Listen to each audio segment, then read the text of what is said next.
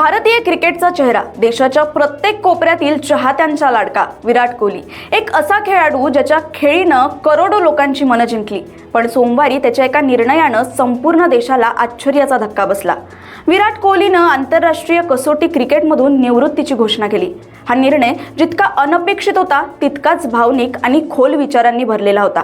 त्यानं आपल्या अधिकृत इंस्टाग्राम अकाउंटवर एक भावनिक पोस्ट शेअर करत ही घोषणा केली। या पोस्टमध्ये त्यानं कसोटी क्रिकेटमधील आपल्या प्रवासाच्या आठवणी, भावनांची गुंफण आणि भारतीय संघासोबत घालवलेल्या 13 वर्षांचा प्रवासाचे मनापासून आभार मानले।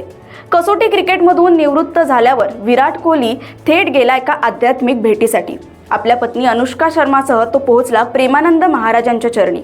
वृंदावनमधील श्री राधा केलीकुंज आश्रमात हे दृश्य केवळ आध्यात्मिक नव्हतं तर विराटच्या वैयक्तिक आणि मानसिक स्थितीचीही एक झलक देणारं होतं। विराट कोहली और अनुष्का मंगळवारी सकाळी 6च्या सुमारास विराट आणि अनुष्का श्री संत प्रेमानंद महाराजांनी कोहलीकडे पाहिलं आणि एक साधा पण खोल प्रश्न विचारला, तू आनंदी आहेस का? विराटनं हलकसं हसत उत्तर दिलं, हो। प्रसन्न हो? यावर प्रेमानंद महाराज म्हणाले, आनंदी असलंच पाहिजे। त्यांचा हा संवाद मनाला भिडणारा होता। प्रसिद्धी, संपत्ती, कीर्तीच्या पलीकडे असलेल्या एका वेगळ्या आयामाकडे तो इशारा करत होता। या भेटीत विराट आणि अनुष्का सुमारे 3 तास आश्रमात थांबले। त्यांनी महाराजांचा आशीर्वाद घेतला, त्यांचे विचार ऐकले, मनशांतीचा अनुभव घेतला। प्रेमानंद महाराजांनी त्यांच्याशी सविस्तर संवाद साधला। यातील 15 मिनिटं ही पूर्णतः खासगी चर्चा होती, जिथे विराटनं मन मोकळं केलं असेल, त्यांच्या निर्णयामागचं कारण शेअर केलं असेल किंवा पुढील जीवनाच्या प्रवासावर मार्गदर्शन घेतलं असेल। या भेटीनंतर दोघांचेही चेहरे शांततेने भरलेले दिसले। एक प्रकारचा समाधानाचा भाव त्यांच्या चेहऱ्यावर स्पष्टपणे दिसत होता। कोहली आणि अनुष्का दोघे आधीही आश्रमात भेट देत असतात। जानेवारी 2023 मध्ये त्यांनी प्रेमानंद महाराजांची भेट घेतली होती। त्यांच्या आयुष्यातील मोठ्या टप्प्यावर आध्यात्मिक मार्गदर्शन घेण्यासाठी ते तिथे येतात। त्यावरून त्यांच्या जीवनशैलीतील समतोल आणि आत्मिक जागृततेचं चित्र स्पष्ट होतं। प्रेमानंद महाराजांचे विचारही तितकेच प्रभावी होते। त्यांनी विराटला सांगितलं की संपत्ती किंवा प्रसिद्धी ही देवाची कृपा नाही, देवाची कृपा म्हणजे आपल्या आतले विचार बदलतात। जेव्हा देव प्रसन्न असतो तेव्हा तो आपल्याला संकट देतो जेणेकरून आपण खऱ्या मार्गावर येऊ, तीच खरी कृपा। ही वाक्य कोणत्याही यशस्वी व्यक्तीला अंतर्मुख करणारी आहेत। विराट कोहली सारख्या क्रिकेट सुपरस्टारला जो संपूर्ण देशासाठी प्रेरणा आहे, याला आपल्या जीवनाच्या निर्णायक क्षणी अशी वैचारिक दिशा मिळणं ही गोष्ट खूपच बोलकी आहे। या आध्यात्मिक प्रवासात मात्र यावेळी याचं मूल त्यांच्यासोबत दिसलं नाही। विराट आणि अनुष्का दोघेही पूर्णपणे महाराजांच्या विचारात तल्लीन झाले होते।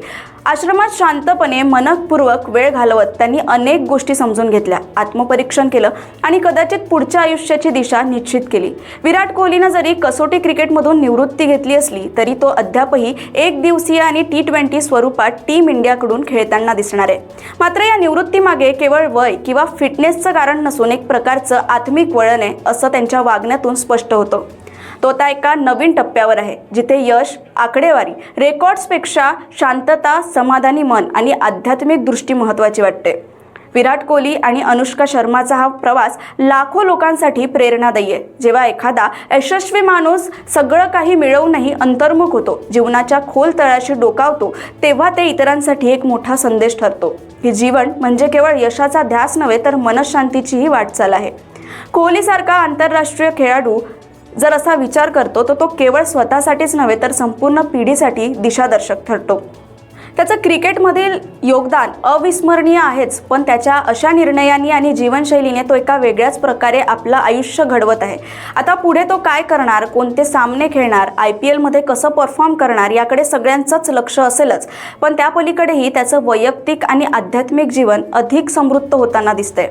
विराट कोहलीनं घेतलेला निर्णय आणि त्याच्या नंतरचा आध्यात्मिक प्रवास हे सगळं भारतीय क्रिकेटमधील एक अनोखा अध्याय म्हणून समोर आला आहे। या सगळ्यांबाबत तुम्हाला काय वाटतं हे आम्हाला कमेंट्समध्ये नक्की कळवा। व्हिडिओ आवडला असेल तर लाईक, शेअर, सबस्क्राईब करायला विसरू नका। व्हिडिओ संपला असेल पण चर्चा सुरू राहील। नमस्कार।